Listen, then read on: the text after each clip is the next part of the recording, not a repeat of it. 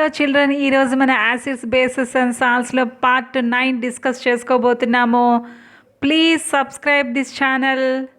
ఈ సెషన్లో మనం neutralisation, family of salts, pH of salts, chemicals from common salt and their uses, water of crystallisation అనే concepts discuss చేసుకోబోతున్నాము. What is neutralisation? The reaction between an acid and base to form salt and water is called neutralization reaction. Already we discussed in the previous session. Acid plus base gives rise to salt plus water. Acid base తో కలిసి salt water form అవ్వటం, దాంతోపాటు heat కూడా release అవుతుందని మన previous సెషన్లో neutralisation గురించి మనం డిస్కస్ చేసుకున్నాము. This is an exothermic reaction. Already examples కూడా మనం డిస్కస్ చేసాము. Acid plus base gives rise to salt plus water. Acid ప్లేస్లో HCl తీసుకున్నాను, బేస్ ప్లేస్లో NaOH తీసుకున్నాను. HCl plus NaOH gives rise to NaCl, salt plus water. అలాగే ఈసారి NaOH ప్లేస్లో KOH పెట్టాను. HCl plus KOH gives rise to KCl plus H2O and HCl plus MgOH twice gives rise to MgCl2 plus H2O. ఈ విధంగా what is neutralisation and give 2 examples for neutralisation అనే విషయాన్ని ఇప్పుడు discuss చేశాము. Next, what are the types of salts? ఇప్పుడు acid base కలిసి మనకి salt and water అనేది ఫామ్ అయింది. మరి strong acid, weak acid, strong base, weak base, మనకి డిఫరెంట్ టైప్స్ ఆఫ్ స్ట్రెంగ్త్ అనేది మారుతుంది కదా యాసిడ్స్కి, బేసెస్కి. Strong acid, weak acid. మరి స్ట్రాంగ్ యాసిడ్, స్ట్రాంగ్ బేసు మరి రియాక్ట్ అయినప్పుడు ఏ టైప్ ఆఫ్ సాల్ట్ అనేది ఫామ్ అవుతుంది? స్ట్రాంగ్ యాసిడ్, వీక్ బేస్ అయినప్పుడు ఏ టైప్ ఆఫ్ సాల్ట్ ఫామ్ అవుతుంది అనే దానికి ఒక ట్యాబ్లో ఫామ్ అనేది చూద్దాం. మామూలుగా న్యూట్రలైజేషన్లో మన acid plus base gives rise to salt plus water అనేది మనం చదువుకున్నాం. స్ట్రాంగ్ యాసిడ్, స్ట్రాంగ్ బేస్ మనకి రియాక్ట్ అయినప్పుడు న్యూట్రల్ సాల్ట్ ప్లస్ వాటర్ అనేది ఫామ్ అవుతుంది. అలాగే స్ట్రాంగ్ యాసిడ్, వీక్ బేస్ అయినప్పుడు మనకి స్ట్రాంగ్ యాసిడ్ కాబట్టి ఎసిడిక్ సాల్ట్ అనేది ఫామ్ అవుతుంది, ఎసిడిక్ సాల్ట్ ప్లస్ వాటర్. అలాగే వీక్ యాసిడ్ స్ట్రాంగ్ బేస్తో రియాక్ట్ అయినప్పుడు ఏర్పడిన సాల్ట్ బేసిక్ సాల్ట్ అవుతుంది. ఎందుకంటే అది వీక్ యాసిడ్, స్ట్రాంగ్ బేస్ కాబట్టి మనకు ఏర్పడిన సాల్ట్ యొక్క నేచరు బేసిక్ సాల్ట్ అవుతుంది. వీక్ యాసిడ్, వీక్ బేస్ అయినప్పుడు న్యూట్రల్ సాల్ట్ ఫామ్ అవ్వచ్చు, లేదా it may be acidic or basic based upon the type of the acid and base. కాబట్టి ఈ విధంగా మనకి యాసిడ్స్ అండ్ బేసెస్ అనేది మనకి రియాక్ట్ అయినప్పుడు సాల్ట్ అండ్ వాటర్ ఫామ్ అయినప్పుడు ఆ salt it may be a neutral salt, it may be acidic salt, it may be basic salt. ఇక్కడ కొన్ని స్ట్రాంగ్ యాసిడ్స్, కొన్ని వీక్ యాసిడ్స్, కొన్ని స్ట్రాంగ్ బేసెస్ ఎగ్జాంపుల్స్ కింద మీకు ఇవ్వడం జరిగింది. First example, strong acid strong బేస్తో రియాక్ట్ అయినప్పుడు మనకి సాల్ట్ ఎలా ఫామ్ అయింది అనేది ఒక ఈక్వేషన్ రూపంలో చూపించడం జరిగింది. NaOH strong base, HCl strong acid. అంటే ఒక స్ట్రాంగ్ యాసిడ్ స్ట్రాంగ్ బేస్తో రియాక్ట్ అయ్యి NaCl అనే న్యూట్రల్ సాల్ట్ అనేది ఫామ్ అయింది. అలాగే strong acid, weak base. Strong acid HCl తీసుకున్నాను, వీక్ బేస్ NH4OH తీసుకున్నాను. మనకి ఏర్పడిన సాల్ట్ NH4Cl మనకి ఎసిడిక్ సాల్ట్, ఎందుకని స్ట్రాంగ్ యాసిడ్ కాబట్టి. అలాగే వీక్ యాసిడ్ స్ట్రాంగ్ బేస్ కనుక తీసుకున్నట్లయితే ఇక్కడ వీక్ యాసిడ్ నేను ఎసిడిక్ యాసిడ్ తీసుకున్నాను, స్ట్రాంగ్ బేసు NaOH తీసుకున్నాను కాబట్టి వీక్ యాసిడ్ స్ట్రాంగ్ బేస్ కాబట్టి మనకి బేసిక్ సాల్ట్ అనేది ఫామ్ అయింది, CH3COONA, సోడియం ఎసిటేట్. అలాగే week acid, weak base. Weak acid కింద నేను ఎసిటిక్ యాసిడ్ తీసుకున్నాను, వీక్ బేస్ కింద అమ్మోనియం హైడ్రాక్సైడ్ తీసుకుని నేను న్యూట్రల్ సాల్ట్ అనేది ఫామ్ అయింది. ఈ విధంగా కొన్ని మీకు ఎగ్జాంపుల్స్ ఇవ్వడం అనేది జరిగింది.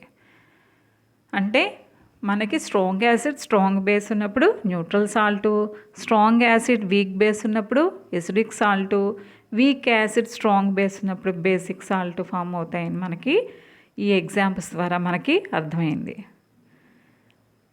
ఆల్రెడీ మీకు కొన్ని సాల్ట్స్ ఇచ్చి ఇవి ఎసిడిక్కా, బేసిక్కా, న్యూట్రల్ అనేది కేటగరైజ్ చేయమని అడుగుతారు. మీరు ఆ సాల్ట్ ఏ యాసిడ్ ఏ బేస్ నుంచి, అంటే అది స్ట్రాంగ్ యాసిడా, వీక్ బేసా, స్ట్రాంగ్ బేస్ అనేది మీరు మనకి రియాక్ట్ అయిన యాసిడ్ బేసెస్ యొక్క స్ట్రెంగ్త్ కనుక తెలిసినట్లయితే మనం ఆ ఏర్పడిన సాల్ట్ యొక్క నేచర్ని మనం చెప్పగలుగుతాం. కాబట్టి కొన్ని స్ట్రాంగ్ యాసిడ్స్ చూడండి, HCl hydrochloric acid, sulphuric acid, nitric acid. అలాగే strong bases sodium hydroxide, potassium hydroxide, calcium hydroxide, magnesium hydroxide. ఇక వీక్ యాసిడ్కి వచ్చినట్లయితే ఎసిడిక్ యాసిడ్, వీక్ బేస్కి వచ్చినట్లయితే అమ్మోనియం హైడ్రాక్సైడ్. ఓకే, ఇప్పుడు ఒక్కసారి మొత్తం మనం రివైజ్ చేద్దాము. ఆల్రెడీ మనం ఇప్పటి వరకు చెప్పుకున్నవన్నీ కూడా acid plus metal gives rise to salt plus hydrogen, acid plus metal carbonate gives rise to salt plus carbon dioxide plus water, acid plus metal hydrogen carbonate gives rise to salt plus carbon dioxide plus water, acid plus metal oxide gives rise to salt plus water, acid plus base that is neutralization salt plus water, base plus non metal oxide gives rise to salt plus water. ఈ equations అన్నీ కూడా మనం చూసాము. ఇప్పుడు acid plus base gives rise to salt plus water neutralization ఇప్పుడే చూసాము. అలాగే ఆ ఏర్పడే సాల్ట్ కూడా మనకి ఏ విధమైన సాల్ట్ అనేది, నేచర్ ఆఫ్ ద సాల్ట్ కూడా ఎలా ఐడెంటిఫై చేయాలో కూడా చూసాము. అలాగే ఎసిడిక్ ఆక్సైడ్స్, బేసిక్ ఆక్సైడ్స్ మనం ఆల్రెడీ చూసాం. మెటాలిక్ ఆక్సైడ్స్ అనేవి బేసిక్ నేచర్ ఉంటుందని, నాన్ మెటాలిక్ ఆక్సైడ్స్కి ఎసిడిక్ నేచర్ ఉంటుందని. ఇక్కడ చూసినట్లయితే non metallic oxides CO2, SO2 ఇవన్నీ చూస్తున్నాం. ఈ నాన్ మెటాలిక్ ఆక్సైడ్స్కి ఎసిడిక్ నేచర్ ఉంటుందని, అలాగే మెటాలిక్ ఆక్సైడ్స్కి బేసిక్ నేచర్ ఉంటుందనే విషయం కూడా తెలిసిందే. ఇప్పుడు ఈ acidic oxides, non metallic oxides మనకి బేసెస్తో రియాక్ట్ అయ్యి సాల్ట్స్, వాటర్ అనేది ఫామ్ చేస్తుందని కూడా మనం ప్రీవియస్ సెషన్లో చూసాం. అలాగే బేసిక్ ఆక్సైడ్స్ మనకి మెటాలిక్ ఆక్సైడ్స్ యాసిడ్స్తో రియాక్ట్ అయ్యి సాల్ట్ ప్లస్ వాటర్ అనేది ఫామ్ చేస్తుంది. అంటే మనకి యాసిడ్ బేసే కలిసి సాల్ట్ ప్లస్ వాటరే కాకుండా ఇలా ఎసిడిక్ ఆక్సైడ్స్ బేసెస్తో సాల్ట్స్ని ఫామ్ చేస్తున్నాయి, బేసిక్ ఆక్సైడ్స్ మనకి యాసిడ్స్తో కలిసి సాల్ట్స్ని ఫామ్ చేస్తున్నాయి. అంటే మనకి ఈ విధంగా రకరకాలుగా సాల్ట్స్ అనేవి మనకి ఫామ్ చేస్తున్నాయి. అలాగే ఎంఫోటరిక్ ఆక్సైడ్స్, న్యూట్రల్ ఆక్సైడ్స్ మీరు నెక్స్ట్ క్లాసెస్లో మీరు చదువుతారు. ప్రస్తుతానికి మన ఎసిడిక్ ఆక్సైడ్స్, బేసిక్ ఆక్సైడ్స్ చూద్దాం. ఓకే, ఈ విధంగా మనం ఎసిడిక్ ఆక్సైడ్స్ ద్వారా, బేసిక్ ఆక్సైడ్స్ ద్వారా, న్యూట్రలైజేషన్ ద్వారా మనం సాల్ట్స్ అనేవి పొందుతున్నాం. అలాగే ఈ సాల్ట్స్ కూడా మనకి 3 టైప్స్లో ఉంటాయని, neutral salt, acidic salt, basic salt ఉంటాయని, మనకి 3 టైప్స్ ఉంటాయని కూడా మనం చూసాం. ఇలా మనకి రకరకాల సాల్ట్స్ని మన ల్యాబ్లో చూస్తూ ఉంటాం. ఐరన్ క్లోరైడ్ అని, మెగ్నీషియం క్లోరైడ్ అని, జింక్ క్లోరైడ్ అని, అల్యూమినియం సల్ఫేటు, కాపర్ సల్ఫేటు, ఈ విధంగా మనం ఎన్నో రకాల సాల్ట్స్ని మన ల్యాబ్లో చూస్తుంటాం. మనం ఒక పర్టికులర్ సాల్ట్ ఇచ్చి ఈ సాల్ట్ యొక్క నేచర్ మనకి తెలుసుకోవాలంటే ఆ సాల్ట్ని యాక్వియస్ సొల్యూషన్ అంటే డిస్టిల్ వాటర్లో కలిపి ఆ సాల్ట్ని మనం మిక్స్ చేసి దానిలో pH పేపర్ పెట్టినట్లయితే ఆ pH పేపర్ కలర్ చేంజ్ని బట్టి ఆ pH చార్ట్ చూడండి. ఇక్కడ నేను pH పేపర్ని పెట్టాను. అంటే సాల్ట్ సొల్యూషన్ తీసుకున్నాను, సాల్ట్ని డిస్టిల్ వాటర్లో కలిపి సాల్ట్ సొల్యూషన్ తయారు చేశాను. దానిలో నేను pH పేపర్ పెట్టాను. pH పేపర్లో వచ్చిన చేంజ్ని ఇక్కడ నేను pH స్కేల్లో అది 14, 13, 12 అక్కడ కలర్ చేంజెస్ని బట్టి నేను pH అనేది ఐడెంటిఫై చేసి అది నేను బేసిక్గా ఎసిడిక్ సాల్ట్, న్యూట్రల్ సాల్ట్ అనేది మనం చెప్పగలుగుతాం. ఈ విధంగా మనం pH పేపర్ కానీ యూనివర్సల్ ఇండికేటర్ కానీ యూజ్ చేసి ఒక పర్టికులర్ సాల్ట్, అది basic salt, acidic salt, neutral salt అనేది చెప్పచ్చు. అలాగే మనకు ఆ సాల్ట్ మనకి యాసిడ్ బేస్ కలిసి సాల్ట్ ఫామ్ అయినప్పుడు ఆ strength of the acid, strength of the base తెలుసుకున్నప్పుడు కూడా మనం కొంతవరకు ఆ సాల్ట్ యొక్క నేచర్ అనేది మనం ఐడెంటిఫై చేయొచ్చు. అలాగే మీకు కొన్ని సాల్ట్స్ ఇచ్చి మీకు టెక్స్ట్ బుక్లో కూడా ఒక ట్యాబ్లో ఫామ్ ఉంది. వాటిని క్లాసిఫై చేయండి, ఎసిడిక్ సాల్ట్స్గా, బేసిక్ సాల్ట్స్గా, న్యూట్రల్ సాల్ట్స్గా క్లాసిఫై చేయండి అని ఒక టేబుల్ అనేది మీకు ఇవ్వడం జరిగింది. ఇక్కడ చూసినట్లయితే సోడియం క్లోరైడ్ అనేది న్యూట్రల్ సాల్టు, అల్యూమినియం క్లోరైడ్ అనేది ఎసిడిక్ సాల్టు, సోడియం ఎసిటేట్ అనేది బేసిక్ సాల్టు, అమ్మోనియం క్లోరైడ్ అనేది ఎసిడిక్ సాల్టు, అలాగే సోడియం హైడ్రోజన్ కార్బనేట్ అంటే baking soda basic salt, sodium carbonate washing soda that is also basic salt. మీరు ఇక్కడ observe చేసినట్లయితే sodium acetate చూసినట్లయితే ఇక్కడ మీకు ఎసిటిక్ యాసిడ్ అనే వీక్ యాసిడ్, సోడియం హైడ్రాక్సైడ్ అనే స్ట్రాంగ్ బేసు కలిసింది కాబట్టి మనకు వచ్చిన సాల్ట్ కూడా సోడియం ఎసిటేట్ అనే సాల్ట్ బేసిక్ సాల్ట్ అనేది మనకి బేసిక్ అని మనం రాయడం జరిగింది. ఇలా కొంతవరకు మనకి ఆ strength of the acid, strength of the base తెలియడం ద్వారా we can guess the nature of the salt formed after the reaction of acid and base. Now we shall go to the concept chemicals from rock salt. Already మీరందరూ కూడా ఎప్పుడు ఈ rock salt గురించి మీరు చదువుతూనే ఉంటారు కదా. కాబట్టి ఈ రాక్ సాల్ట్ అనేది మనకి గనుల్లోంచి తీయడం జరుగుతుంది. మనం ఆల్రెడీ ఈ రాక్ సాల్ట్ గురించి మనకి సోడియం క్లోరైడ్ అంటాం, మనం రాతి ఉప్పు రాక్ సాల్ట్ అని కూడా అంటాం.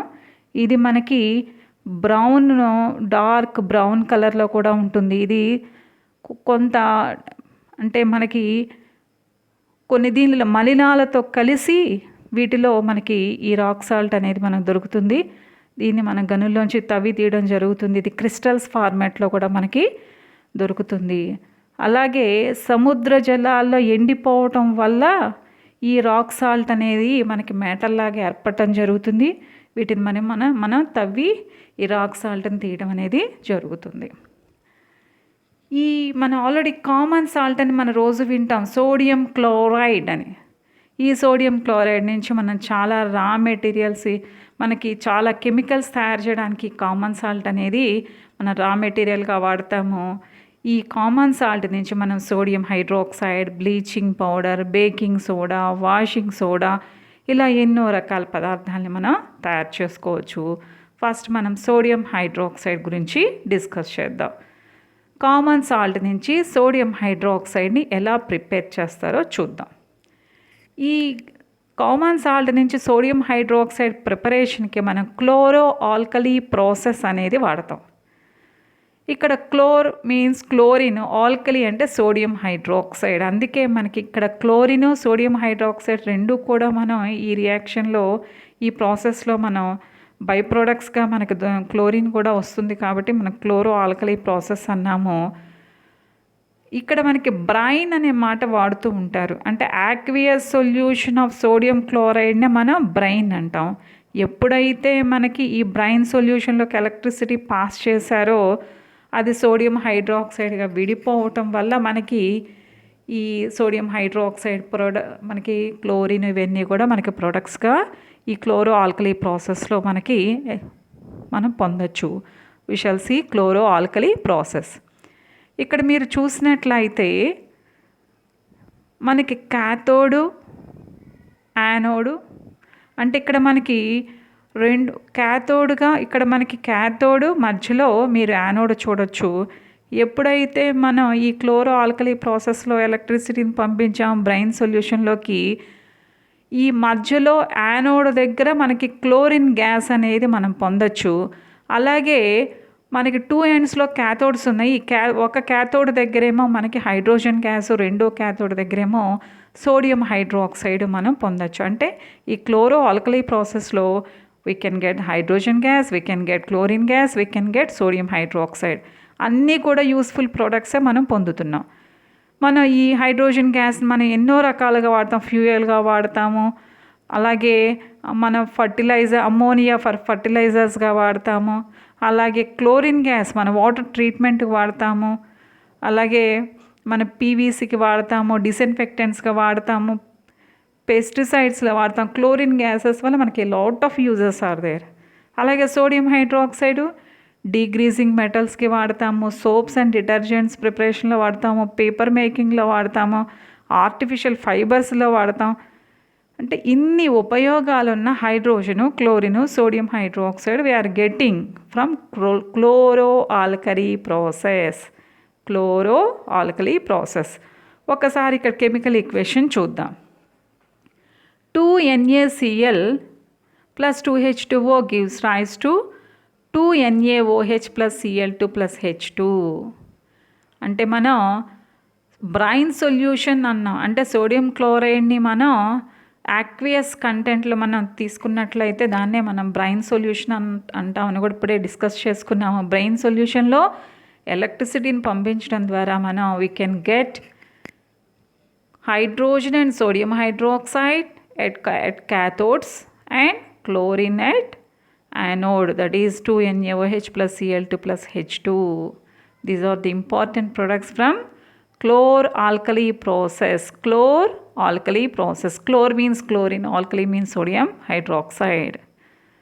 Now we can see, here you can see hydrogen, chlorine and sodium hydroxide. Now we can see bleaching powder. How we shall get the bleaching powder? Electrolysis of aqueous sodium chloride. Already మనం aqueous sodium chloride brine solution అంటారనుకున్నాం. అంటే electrolysis of brine solution ద్వారా మనకి chlorine gas అనేది వస్తుంది. Already ఇప్పుడే కదా మనం చూసాం ఎలక్ట్రాలిసిస్ మన ఎలక్ట్రిసిటీ పంపించడం ద్వారా బ్రెయిన్లోకి క్లోరిన్ గ్యాస్ అనేది వస్తుంది. ఈ క్లోరిన్ గ్యాసు స్లేక్డ్ లైమ్, దాన్ని మన లైమ్ వాటర్ అని కూడా కాల్షియం హైడ్రోక్సైడ్ అంటారని మనం ప్రీవియస్ సెషన్స్లో చూసాం. ఈ క్లోరిన్ గ్యాసు ఈ కాల్షియం హైడ్రోక్సైడ్తో రియాక్ట్ అయ్యి CaOCl2 calcium oxychloride plus H2O bleaching powder water form అవుతుంది. అంటే బ్లీచింగ్ పౌడర్ ఎలా ఫామ్ అవుతుంది? From the electrolysis of brine solution we shall get the chlorine gas. And this chlorine gas will react with calcium hydroxide forming bleaching powder plus water. What is bleaching powder? Calcium oxychloride, CaOCl2. Okay.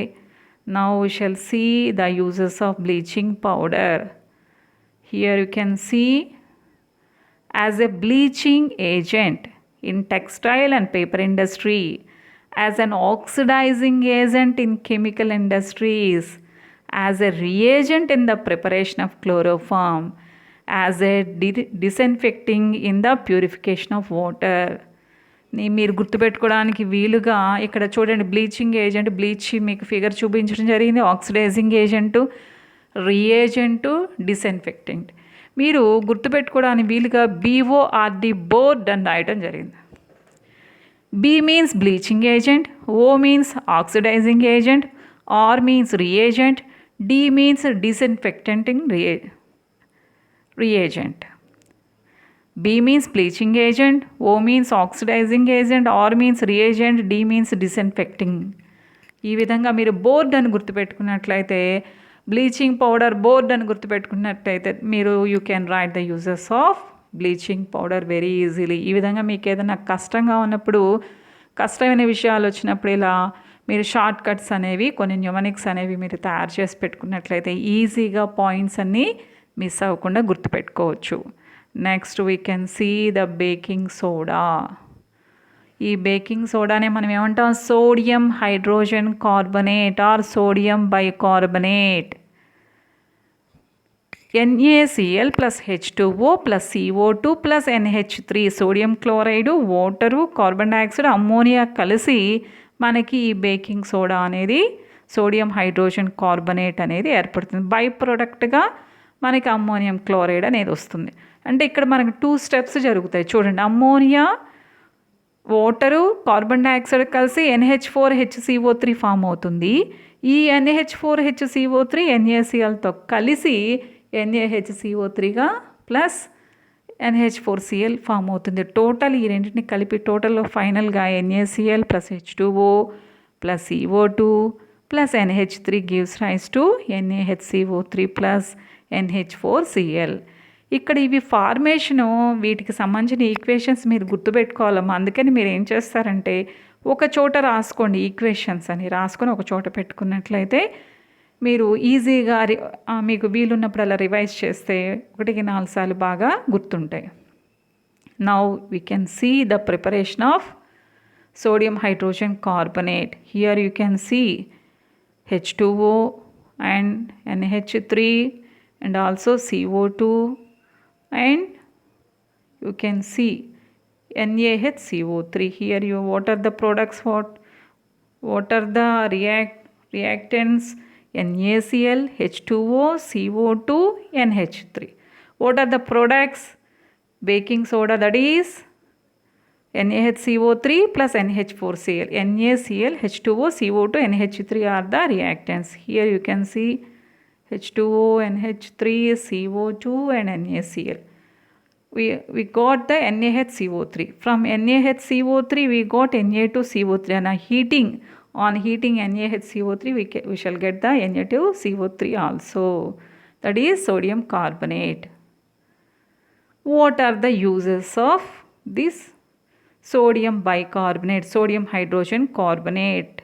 Sodium hydrogen carbonate is a mild non-corrosive base. This is a very important bit, మీరు బాగా గుర్తుపెట్టుకోవాలి.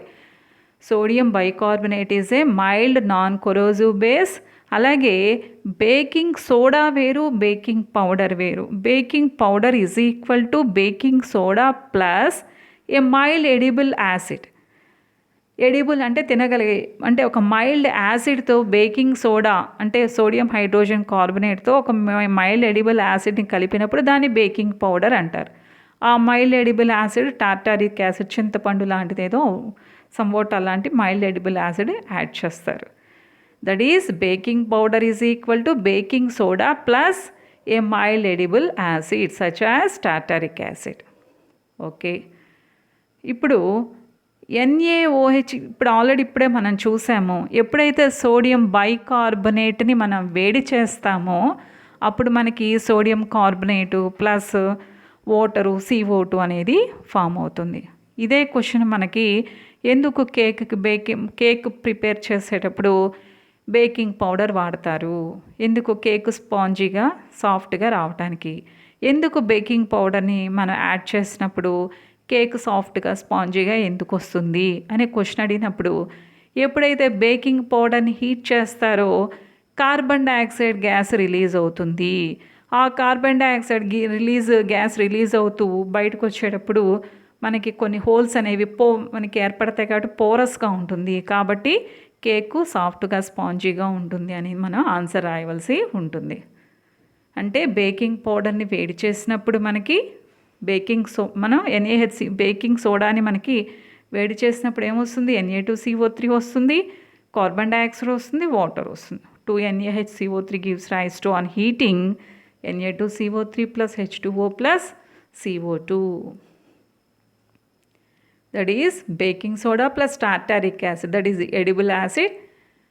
The sum of baking soda and edible acid is the baking powder. Is the baking powder, baking soda are the same అని అడుగుతారు. No, baking powder is the combination of baking soda and a mild edible acid. Baking soda is sodium hydrogen carbonate. Okay, already ఇప్పుడే మనం అనుకున్నాం what is baking powder, how does it make cake soft and spongy, ఎందుకని carbon dioxide release అవుతుంది కాబట్టి. Okay, now we shall see the uses of sodium hydrogen carbonate. As a soda acid in fire extinguishers, అంటే fire ఎక్స్టింగ్విషర్స్లో sodium hydrogen కార్బనేట్ని వాడతారు soda acid లాగా. అలాగే ingredient in antacids, mild antiseptic and baking powder. దీనికి కూడా మీకు చిన్న గుర్తిస్తున్నాను, fab, sodium hydrogen carbonate FAB అని గుర్తుపెట్టుకున్నట్లయితే F fire extinguishers, A antacid, ఇంకొక ఏ ఉంది కదా, A antiseptic, B baking powder. FAB fire extinguishers, antacids, antiseptic, baking powder. అంటే uses of hydrogen carbonate FAB అని గుర్తుపెట్టుకున్నట్లయితే you can write the uses of sodium hydrogen carbonate very easily. Now we shall see the washing soda. Washing soda means Na2CO3 10H2O. You have to see sodium carbonate Na2CO3 10H2O. మనము ఈ Na2CO3 ఎలా వస్తుంది అసలు? మనకు sodium carbonate ఎలా వస్తుంది? Sodium బైకార్బనేట్ని heat చేస్తే sodium hydrogen కార్బనేట్ని heat చేస్తే మనకి Na2CO3 plus H2O plus CO2 అనేది వస్తుంది. ఈ సోడియం కార్బనేట్ని మనకి మన వాటర్ మాలిక్యూల్స్ కలవడం వల్ల Na2CO3 10H2O వాషింగ్ సోడా అనేది మనకి ఫామ్ అవుతుంది. ఓన్లీ Na2CO3 అయితే ఎన్హైడ్రైడ్ ఆఫ్ సోడియం కార్బనేట్ అంటారు. Okay, now we shall see uses of sodium carbonate. Sodium carbonate ఎలా వస్తుందని చెప్పుకున్నాం మనం ఆల్రెడీ. సోడియం బైకార్బనేట్ వేడి చేస్తే వస్తుంది. What is the formula of washing soda? Na2CO3 10H2O. How many water molecules are there in Na2CO3, that is in washing soda? Here you can see how many water molecules are there. Na2CO3 10H2O, so 10 water molecules are there. Now we shall see the uses of sodium carbonate. Used in glass, paper, soap industries. Glass, soap, paper industries అంటే ఇండస్ట్రీస్లో use చేస్తారు. In the manufacture of sodium compounds like borax. And the third one, cleaning agent. And the fourth one, removing permanent hardness of water. ఈ 4 ఉపయోగాలు రాయటానికి BCHI అనే ఒక చిన్న న్యూమనిక్ మీకు గుర్తు కోసం రాశాను. మీకు ఎలా అయితే గుర్తుంటుందో అలా తయారు చేసుకోవచ్చు. BCHI అని తయారు చేశాను. B మీన్స్ బొరాక్స్, అంటే manufacture of sodium compounds like borax, ఇలా మీరు గుర్తుపెట్టుకోండి. C means cleaning agent and H means removing permanent hardness of water. I means industries, used in the industries like glass, soap, paper. మళ్ళీ చెప్తున్నాను వినండి. B, used in the manufacture of sodium compounds like borax. C means cleaning agent. H means removing permanent hardness of water. And I means industries, used in the industries like glass, soap, paper, etc. So these are the uses of sodium carbonate washing soda. Na2CO3 10H2O. Hydrated molecule. This is the hydrated molecule. Now what is 10H2O? We shall see in the coming session. Okay. Hydrated and anhydrous salts అనే విషయం చూద్దాం. ఇప్పుడే మనం Na2CO3 10H2O అని చూసాం కదా, దీన్నే మనం వాటర్ ఆఫ్ క్రిస్టలైజేషన్ అంటాం. What is water of crystallization? The fixed number of water molecules present in one formula unit of a salt. The fixed number of water molecules present in one formula unit of a salt. One formula unit లో ఉండే fixed number of water molecules ని మనం water of crystallization అంటాం. ఇప్పుడే మనం Na2CO3 10H2O అని చూసాం కదా, కాబట్టి మనం సోడియం కార్బనేట్ మన వాషింగ్ సోడా యొక్క వాటర్ ఆఫ్ క్రిస్టలైజేషన్ ఎంత? 10. How many number of water molecules are there? 10. Okay, here for example copper sulphate, copper sulfate, CuSO4, 5H2O, 5H2O, these are the water molecules, water of crystallization of copper sulfate. And washing soda, Na2CO3, 10H2O. And again you can see the gypsum and plaster of Paris also. Gypsum, CaSO4, 2H2O, that is water of crystallization. Plaster of Paris, CaSO4, half H2O. అందుకే ఎందుకు plaster of ప్యారిస్ని air tight కంటైనర్స్లో వాడతారు అంటే CaSO4 half H2O అట్మాస్ఫియర్లో ఉన్న moisture తీసుకొని CaSO4 2H2O అయిపోతుంది. అప్పుడు gypsum అనేది చాలా హార్డెస్ట్ సబ్స్టెన్స్ కాబట్టి గట్టిగా అయిపోతుంది ప్లాస్టర్ ఆఫ్ ప్యారిస్. కాబట్టి ప్లాస్టర్ ఆఫ్ ప్యారిస్, అందుకే మన ప్లాస్టర్ ఆఫ్ ప్యారిస్ ఏం చేస్తారు, వాటర్తో తడపగానే మనకి గట్టి పడిపోతుంది. కాబట్టి మనకి ఆ half H2O 2H2O అవ్వకుండా మనకి ఎయిర్ టైట్ కంటైనర్స్లో పెడతారు. Okay, CuSO4 5H2O, Na2CO3 10H2O, CaSO4 2H2O, CaSO4 half H2O. These are the water of crystallization. If CuSO4 5H2O is the copper sulfate, only CuSO4 is called the anhydride of copper sulfate. CuSO4 5H2O is the hydrated copper sulfate.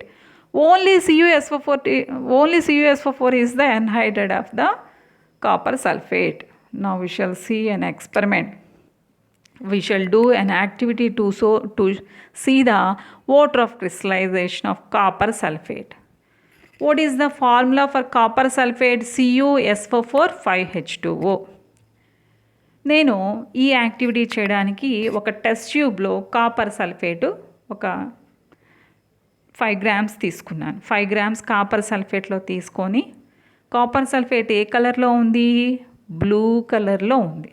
అంటే greenish blue కలర్లో కనిపిస్తోంది మనకి. ఈ copper sulphate నేను ఒక test ట్యూబ్లో తీసుకొని ఒక హోల్డర్తో పట్టుకొని ఇక్కడ మీరు చూపించిన ఒక బున్సన్ బర్నర్తో వేడి చేస్తున్నాను. ఇక్కడ చూడండి, బాయిలింగ్ ట్యూబ్లో తీసుకున్నాను, బున్సన్ బర్నర్తో వేడి చేస్తున్నాను.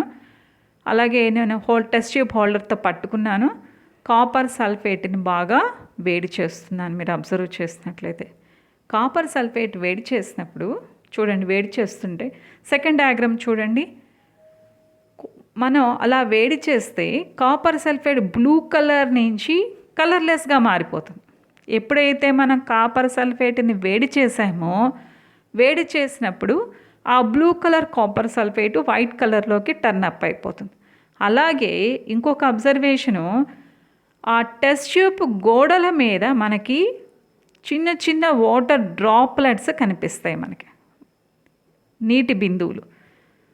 మరి ఇంతకు ముందు మనకి టెస్ట్ ట్యూబ్లో ఆ వాటర్ డ్రాప్లెట్స్ లేవు కదా, ఇప్పుడు ఎక్కడి నుంచి వచ్చాయి అంటే ఈ CuSO4 5H2O ఉంది కదా, ఇప్పుడు మనం ఎప్పుడైతే హీట్ చేసామో ఈ కాపర్ సల్ఫేట్లోంచి ఈ వాటర్ మాలిక్యూల్స్ అనేవి మనకి టెస్ట్ ట్యూబ్ గోడల మీద మనకి ఏర్పడి ఈ CuSO4లో ఆ 5H2O అనేది లూజ్ చేసుకుంటుంది. ఓన్లీ CuSO4 మాత్రమే ఉంటుంది.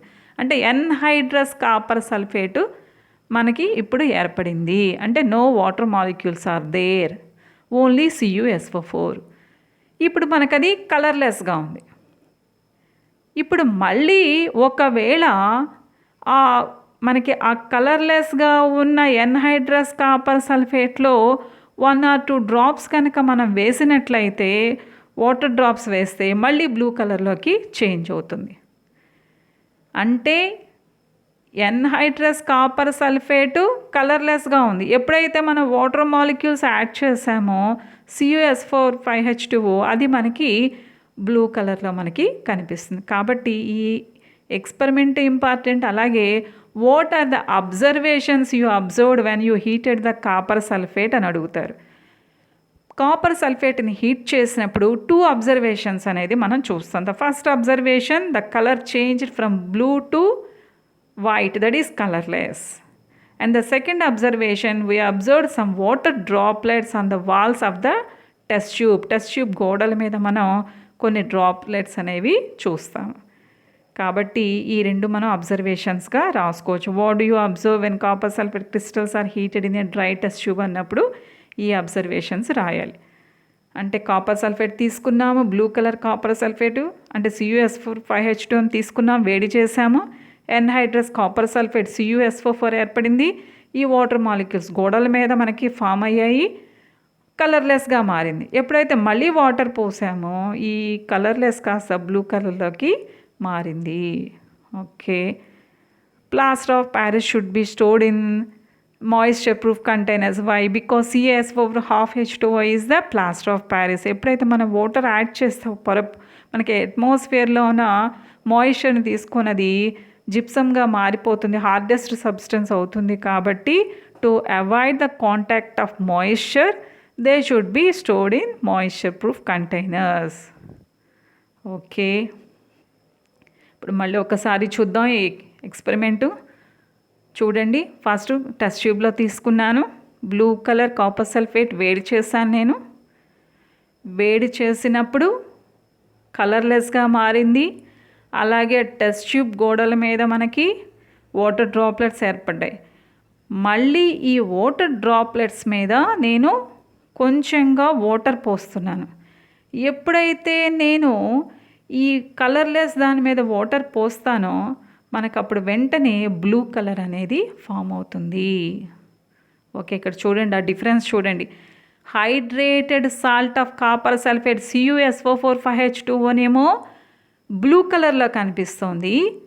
అలాగే ఎన్హైడ్రస్ కాపర్ సల్ఫేట్ CuSO4 అంటే వాటర్ మాలిక్యూల్స్ రిమూవ్ చేశాక మనకు వచ్చింది ఎన్హైడ్రస్ సాల్ట్ ఏమో కలర్లెస్గా వైట్ కలర్లో కనిపిస్తుంది. కాబట్టి ఈ వాటర్ 1 ఫార్ములా యూనిట్లో ఉండే వాటర్ మాలిక్యూల్స్ ఉన్నాయా దానిని మనం వాటర్ ఆఫ్ క్రిస్టలైజేషన్ అంటాం. The water of crystallisation is the fixed number of water molecules present in 1 formula unit of a salt. The water of crystallization is the fixed number of water molecules present in 1 formula unit of a salt. కాబట్టి ఈ మనకి water of crystallization ఎంత అని కూడా అడగడానికి అవకాశం ఉంది. ఇక్కడ మనకి కాపర్ సల్ఫేట్లో ఎంత water of crystallisation 5H2O. Okay, the first one blue is the hydrated salt and the colourless white is the anhydrous salt of copper sulphate. Okay, you can see so many salts.